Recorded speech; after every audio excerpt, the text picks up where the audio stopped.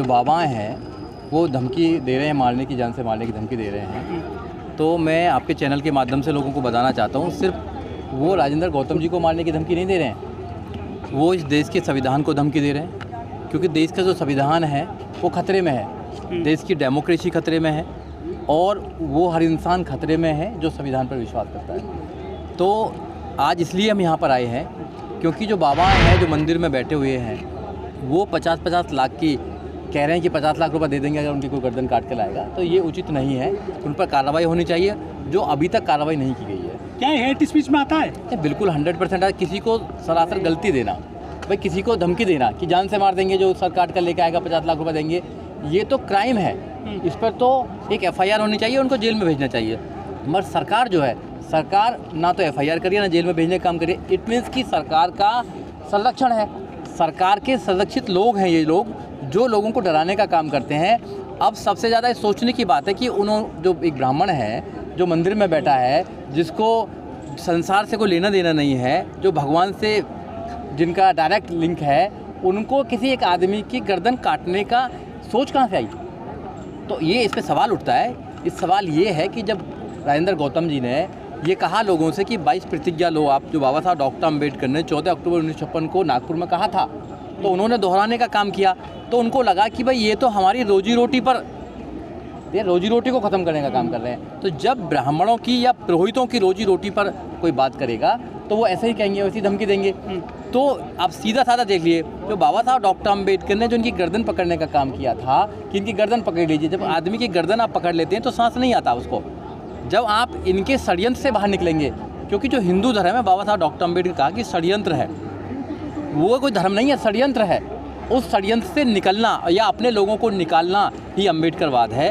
क्योंकि बाबा साहब डॉक्टर अम्बेडकर ने रास्ता देख के गए हैं। जो बाबा साहब डॉक्टर अम्बेडकर के मानने वाले लोग हैं, जो बाबा साहब डॉक्टर अम्बेडकर के अनुयायी हैं, जो फॉलोवर्स हैं, उनकी ड्यूटी है कि खुद भी वहाँ से षड्यंत्र से बाहर निकलें और लोगों को भी षड्यंत्र से बाहर निकालें। लेकिन सर, जो देश में जो सरकार चल रही है वो तो हिंदू राष्ट्र बना रही है। देखो, सरकार कुछ भी बनाना चाहे, मगर इस संविधान, यहाँ संविधान चलता है, यहाँ बाबा साहब डॉक्टर अम्बेडकर का संविधान चलता है। और संविधान जो है हमारे जो देश का कोई धर्म नहीं है, लोगों का धर्म हो सकता है मगर देश का कोई धर्म नहीं है, क्योंकि सेकुलर स्टेट है। संविधान के प्रेम्बल में लिखा हो the be the people of India, हम भारत के लोग, कहीं कोई धर्म की बात नहीं कही है। अपना अपना धर्म माने, जैसे वो लोग अपना धर्म मानते हैं, कोई दूसरा आदमी अपोज नहीं करता है, वैसे ही अगर बौद्धिस्ट लोग भी अगर अपनी परंपरा को मानना चाहते हैं तो उनको प्रॉब्लम क्या है? प्रॉब्लम सिर्फ यही है। लेकिन इतने सारे संगठन बहुजन समाज के काम कर रहे हैं अलग अलग, और हर कोई किसी न किसी संगठन का जो सुप्रीमो है उसका वक्त मुझे दिखता है, तो फिर कैसे बहुजन समाज को न्याय मिलेगा और कैसे ये बुद्धिज्म को अपना पाएंगे? जिस तरह की एक युवा हमारा कहता है, गर्व से कहो जाटव चमार और वाल्मीकि। नहीं, देखो, जो जातिवाद को ख़त्म करना ही मूल मकसद होना चाहिए। बाबा साहब डॉक्टर अम्बेडकर ने जातियाँ ख़त्म करके संविधान बनाया। संविधान में general, OBC, SC ST minorities का दिया। आज भी हम जातियों में बटे रहेंगे तो बाबा साहब डॉक्टर अम्बेडकर का जो सपना था, आइडिया ऑफ इंडिया था, वो कभी नहीं बन पाएगा। क्योंकि बाबा साहब डॉक्टर अम्बेडकर ने इस देश में बहुत मेहनत करके एक संविधान दिया, और संविधान क्लियर कट कहता है कि हमें जातियों में नहीं रहना चाहिए। क्योंकि जाति से सबसे ज़्यादा प्रॉब्लम हम लोगों को है।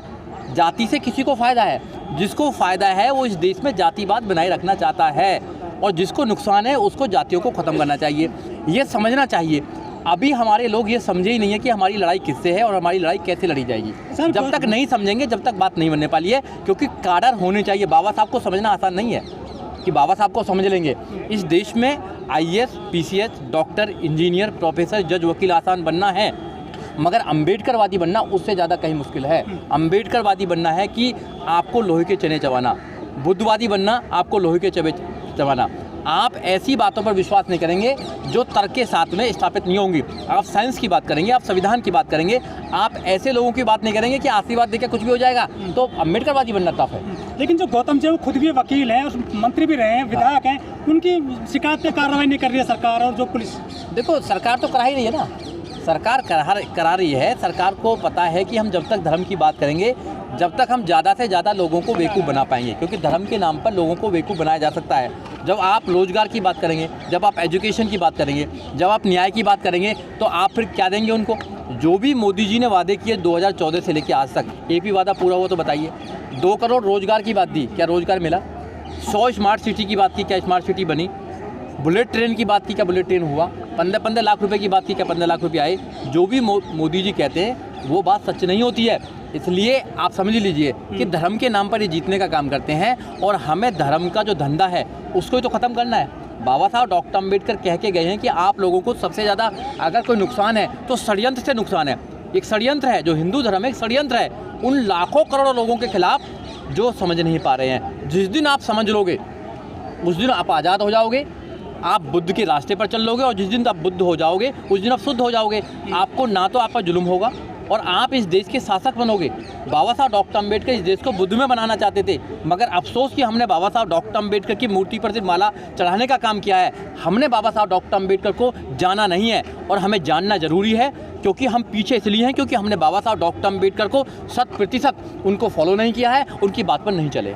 लेकिन जो केजरीवाल जी है वो तो बाबा साहब की बात करते हैं, प्रतिमा लगवाते हैं, वो तो चित्र लगवाते हैं ऑफिसों में भी। अब देखा नहीं, ऐसे तो नहीं चलेगा कि बाबा साहब डॉक्टर अम्बेडकर की प्रतिमा लगाएंगे, उस पर माला चढ़ाएंगे, मगर एक उनका मंत्री अगर 22 प्रतिज्ञा लेता है जो बाबा साहब डॉक्टर अम्बेडकर ने ली थी, तो उनको दबाव बनाएंगे कि आपको इस्तीफा देना पड़ेगा। तो मैं ये कहना चाहता हूँ आप लोगों से कि दिखावे में करनी और कथनी में अंतर है। केजरीवाल साहब जो करते हैं यहाँ पर वो करनी कथनी में अंतर है, हमको समझ लेना चाहिए। मोदी जी जो कहते हैं वो भी करनी कथनी में अंतर है।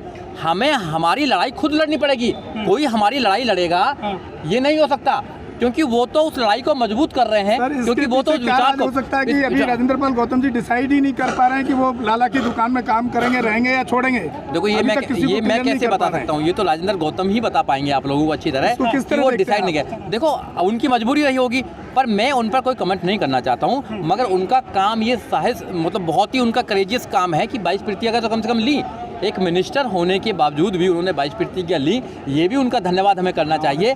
क्योंकि आदमी में अगर एक भी अच्छाई है तो उसका भी हमें करना चाहिए। हम नेगेटिव पे तो बहुत जल्दी भगते हैं, अच्छाई पे नहीं जाते, हम अच्छाई पे नहीं जाते हैं। तो इसलिए अपने लोगों में अच्छाई भी हैं, अच्छाई की बात करो, क्योंकि हम अपने लोगों की कब तक टांग खींचते रहेंगे।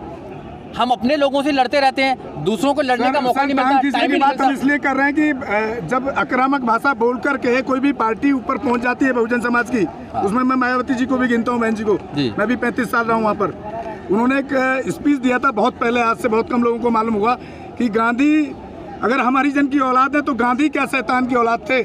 ऐसे आक्रामक शब्दों से बहुजन समाज आकर्षित होता है, उस संगठन में जुड़ता है, बाद में जाकर के वो दूसरी जगह जाकर के समझौता समाज को छोड़ देते हैं। नहीं, ऐसा नहीं है। देखो बहुजन समाज के जो नौजवान हैं, अभी जो जनरेशन आ रही है वो समझदार है, वो जानते हैं कि कौन आदमी मिसली है, कौन आदमी मिसली नहीं है। चिंता ना करें, लोग आने वाले समय में लोग तैयार हो रहे हैं, हम लोगों को तैयार कर रहे हैं कि जो सच को सच और झूठ को झूठ कह सके। हम अम्बेडकरवादी लोग बनाने का काम कर रहे हैं। जो अच्छे अम्बेडकरवादी लोग हैं वो किसी से डरते नहीं हैं, ना उनको लालच है अच्छे पदों की, ना उनको लालच है IAS, ना उनको मिनिस्टर बनने की, ना उनको लालच है MLA MP बनने की। उनको लालच है सिर्फ इस देश में जो सामाजिक परिवर्तन की लड़ाई है, जो आर्थिक मुक्ति की लड़ाई है, वो होनी चाहिए, जो माननीय काशीराम साहब की लड़ाई है। जो केजरीवाल जी सर वो IIT से पढ़े हुए हैं, IRS भी हैं, वो पढ़े लिखे लोगों की बात करते हैं, लेकिन नोट पे लक्ष्मी की बात करते हैं, गणेश की बात करते हैं। वो देखिए, मैं आपको फिर बार बार बता रहा हूँ कि वो कितने भी पढ़े लिखे हों, मगर वो अपनी व्यवस्था को पोषित कर रहे हैं, वो अपनी व्यवस्था को बचाने का काम कर रहे हैं। वो ईमानदार लोग हैं अपनी व्यवस्था के प्रति, हम लोग ईमानदार नहीं है।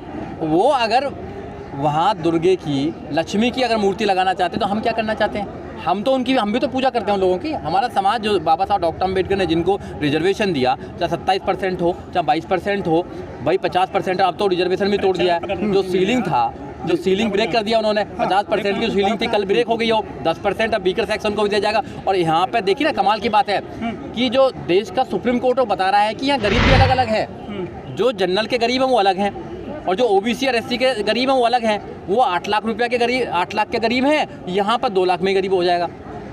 आप समझ रहे हो बात को? तो गरीबों में भी उकर दिया है, तो गरीब भी एक नहीं है। तो यहाँ आपको देखना पड़ेगा, पूरी जनता को एक तरीके से बांटने की साजिश है।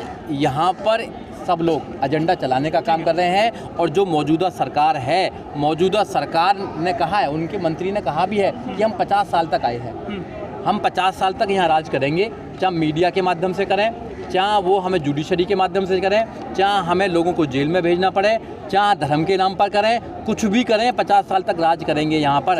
अब तुम्हें सोचना है कि तुम उनकी जो चालाकी है उसको कैसे खत्म करते हैं। 5 अक्टूबर को हजारों लोगों ने दम दीक्षा ली थी और वो सैकड़ों में रह गई, संख्या बहुत घट गई है। राज्यपाल को अकेला छोड़ दिया लोगों ने, समाज ने। नहीं, ऐसा नहीं है। अगर अकेला कहाँ संख्या, आज संख्या नहीं है सर, यहाँ पर उस तरह का देखिए समर्थन नहीं दिख रहा। अब उनका अरेंजमेंट क्या रहा उसमें मैं नहीं बात करना चाहता। उन्होंने लोगों को बुलाया नहीं बुलाया है, हम तो कहीं भी चले जाते हैं, बट ऐसा नहीं कहेंगे कि बुलाना संख्या पड़ता कम है है। काम में। नहीं, बुलाने का मतलब है कि आपको जब मैसेज नहीं जाएगा, क्योंकि एक टीम होती है, मैनेजमेंट होता है, मैनेजमेंट से आंदोलन होते हैं, एक आदमी आंदोलन नहीं करता है। बुद्ध ने भी आंदोलन, इस देश में सबसे पहला आंदोलन बुद्ध ने किया।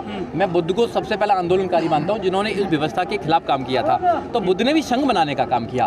बुद्ध ने देखा कि जो काम मैं करना चाहता हूँ लोगों के भले के लिए, मैं अकेला नहीं कर सकता हूँ, मुझे वही संघ बनाना पड़ेगा। बाबा साहब डॉक्टर अम्बेडकर ने भी तीनों जो हमारे पार्ट्स हैं, चाहे वो धार्मिक पार्ट हो, चाहे हमारा सोशली हो, चाहे पॉलिटिकल हो, वहाँ भी बनाने का काम किया। और माननीय काशीराम साहब ने भी किया। अगर कोई आदमी अकेला करना चाहता है लड़ाई को, तो वो जीत नहीं सकता। ये अकेले आदमी की लड़ाई नहीं है, ये संघ की लड़ाई है। सबको तैयार करना पड़ेगा और अपने आने वाली जनरेशन को आपको नेतृत्व देना पड़ेगा, नेतृत्व तैयार करना पड़ेगा। लीडर पैदा नहीं होते, लीडर बनाए जाते हैं। माननीय काशीराम साहब ने लीडर बनाए यहाँ पे। आप लीडर को पैदा करना चाहते हैं कि आप लीडर, तो आपके घर में लीडर पैदा होगा। सर, आपने एक सवाल मेरे को दे दिया बहुत अच्छा। काशीराम साहब जो लीडर बनाना चाहते थे, वो गरीब झुग्गी झोंपड़ी वाले को बनाना चाहते थे। आज जो काशीराम जी की पार्टी है, वहाँ पर कोई गरीब नेता नहीं बनता है। अब वहाँ पर बहुत बड़ा पैसे वाला, बहुजन समाज का भी बड़ा पैसे वाला नेता बनता है। आप कौन से नेता की बात कर रहे हैं? मैं नेता उसकी बात कर रहा हूँ, जिलाध्यक्ष हो, मैं नेता MLA MP नेता की बात नहीं कर रहा हूँ। मैं उसकी बात कर रहा हूँ जो बाबा साहब डॉक्टर अम्बेडकर का जो आइडियोलॉजी है, उसको घर घर पहुँचाने की बात कर रहा हूँ। मैं लोगों को लीड करने की बात कर रहा हूँ। तो धार्मिक मोर्चे पर हो, चाहे वो सांस्कृतिक मोर्चे पर हो, चाहे वो और मोर्चे पर हो। आप कर रहे हैं MLA MP की बात कर रहे हैं। MLA MP कोई बन सकता है, आसान MLA में बने ना, MLA MP बने ना। सब लोग कहाँ क्या कर रहे हैं? अभी मिनिस्टर बने ना, क्या कर रहा है मिनिस्टर बन के बताइए? आज हमारे साथ ही कर रहे हैं। तो मिनिस्टर बनना, MLA बनना, MP बनना बड़ा बहुत काम नहीं है। एक धार्मिक या बाबा साहब डॉक्टर अम्बेडकर के सपनों का भारत बनाने के लिए नेतृत्व करना, वो बड़ी बात है। आप ईमानदारी से नेतृत्व कर पा रहे हैं अपने लोगों का, जो आप कहते हैं वो घर पे करते भी नहीं करते हैं, ये भी बात है।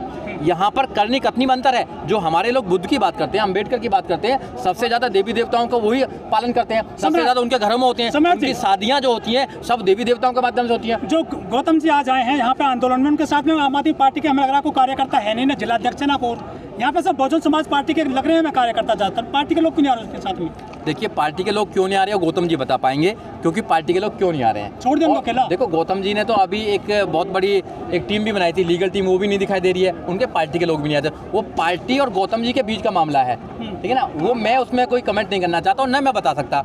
जिसके बारे में मुझे पता है उसके बारे में अगर पूछेंगे तो मैं ज़्यादा अच्छी तरह मतलब एज ए लॉयर EVM को कैसे हटाएंगे पूरे देश से?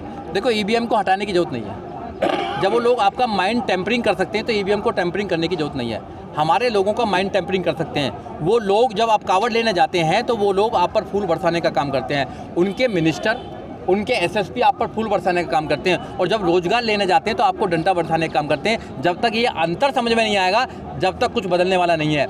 आप देखिए कि जब आपके लोगों को छोटे छोटे लालच में, आपके नेताओं को छोटे छोटे लालच में वो तोड़ लेते हैं या धर्म के नाम पर तोड़ लेते हैं, तो फिर उनको EVM में किसी और में घोटाला करने की जरूरत नहीं है। वो बड़ा घोटाला कर चुके हैं। तो आप सोचें कि उनकी नीयत क्या है इस देश में काम करने की। इसका मतलब EVM छोटा घोटाला है सर? नहीं, देखो, EVM जो घोटाला है उसका कोई ऐसा साक्ष्य नहीं है। मैं एक एडवोकेट होने के नाते एविडेंस पे बात करता हूँ। जब तक एविडेंस नहीं होगी किसी बात की, हम उसको प्रूव नहीं कर सकते हैं। बहुत से लोग इस दुनिया में क्या क्या कहते हैं, एविडेंस बहुत जरूरी है। जब तक एविडेंस नहीं होगा आप कोर्ट में भी कुछ नहीं कर सकते हैं। आपको कोर्टों का इलेक्शन कमीशन ने सभी पार्टियों को बुलाया था एक बार उसका टेम्परिंग का टेस्टिंग के लिए, लेकिन कोई पहुंचा नहीं ना। तो वो इलेक्शन कमीशन एक इसमें बॉडी है। इलेक्शन कमीशन पर आप जाएंगे तो वहाँ पर हम क्वेश्चन उठाना, देखो किसी पे एलिगेशन लगाना आसान है, मगर उसको प्रूव करना बहुत ज़्यादा ज़रूरी है। तो हमें साइंटिफिक बात करनी चाहिए, हमें एविडेंस पर बात करनी चाहिए। अगर हम एविडेंस पर बात नहीं करेंगे, जनरल बात हो जाएगी कि भैया ये बदलो। एक सवाल और है, आप ये बताइए फ्यूचर कैसा देखते हैं गौतम जी? आप पूछिए, फ्यूचर कैसे देखते हैं गौतम जी का? देखो, गौतम जी को खुद पता है कि उनका फ्यूचर क्या, मैं कैसे बता सकता हूँ। मैं तो अच्छा फ्यूचर हो उनका, मैं तो शुभकामना करता हूँ कि वो अच्छे हैं, अच्छे व्यक्ति हैं, अम्बेडकरवादी हैं और बुद्ध को मानते हैं। तो वो अच्छी लड़ाई लड़े, उनका जी अच्छा रहे। सर एक सवाल है सर।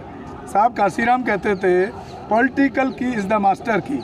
वो पॉलिटिकल की मास्टर की का रास्ता कैसे बहुजन समाज तय कर पाएगा जब इतनी सारे पार्टियों में अलग अलग, वो भी मैं देखता हूँ जैसे चंद्रशेखर हैं उसके अंधभक्त हैं, मायावती हैं तो उसके अंधभक्त हैं, हो सकता है राजेंद्र पाल गौतम जी के कुछ अंधभक्त तैयार हो रहे हैं। इससे पॉलिटिकल की मास्टर की कैसे बन पाएगी? देखिए, आपने बिल्कुल कहा कि पॉलिटिकल मास्टर, जो political power is the master की। पर आपको समझना पड़ेगा कि हमारे पास पॉलिटिकल पावर है।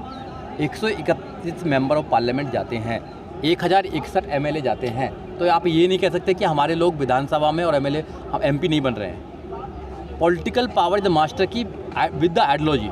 आइडियोलॉजी के साथ अगर कोई पॉलिटिकल पावर मिलती है आपको तो आप कुछ कर सकते हैं। अगर आइडियोलॉजी उससे निकाल दी जाए तो वो कुछ भी ताला नहीं खोल सकती है, वो आपका ताला भी नहीं खोल सकती है। वो चाबी है जो खत्म हो चुकी तो है। फिर सर बहुजन समाज जाए तो जाए कहाँ? क्योंकि देखो, अभी तक वो अपने बहुजन समाज के जितने भी संगठन पार्टी बनी सबको सपोर्ट करता रहा, पैसे तन मन धन से। बहुजन समाज को समझना पड़ेगा, बहुजन समाज को समझना पड़ेगा कि आपकी आइडियोलॉजी क्या है, आपका दुश्मन कौन है, आपकी लड़ाई कैसे लड़ी जाएगी, आपके लड़ाई के हथियार कौन से हैं। डेमोक्रेसी में सबसे बड़ा हथियार है वोट का हथियार। आपको वोट को तैयार करना पड़ेगा और नेताओं को तैयार करना पड़ेगा। जब तक ऐसे लीडर तैयार नहीं करेंगे अपने बीच में से जो आपकी आवाज़ को उठा सके, जो बिक नहीं सके, जो बाबा साहब डॉक्टर अम्बेडकर की बात करते हैं, जब बात बन पाएगी। सबसे बड़ी दिक्कत तो है कि बाद में जाके बिक जाते हैं। हाँ, अभी बहुजन समाज की गलती कहाँ है इसमें? नहीं, बहुजन समाज की गलती नहीं मान रहा हूँ तो मैं। पहचान रहा है ठीक से जब मायावती ये कहती है कि गांधी हरिजन की, गांधी शैतान की औलाद था, और बाद में जाकर के वो कहती है हम परशुराम की सबसे बड़ी मूर्ति लाएंगे देश के अंदर। देखिए, समाज का कहाँ गलती है? देखो, समाज कैसे पहचाने? पॉलिटिकल जो लीडर होते हैं, क्या तरीका हो सकता है समाज को कमजोर लीडर पहचानने का, वो होते हैं, बताइए। जो पॉलिटिकल लोग होते हैं वो कमजोर लीडर हो जाते हैं, उनको सब धर्मों की बात करनी पड़ती है। अगर आपने अभी तक हमारा चैनल सब्सक्राइब नहीं किया है तो सब्सक्राइब करें और घंटी का बटन बिल्कुल भी दबाना ना भूलें ताकि सभी लेटेस्ट खबरें पहुंच सकें आप पे सबसे पहले।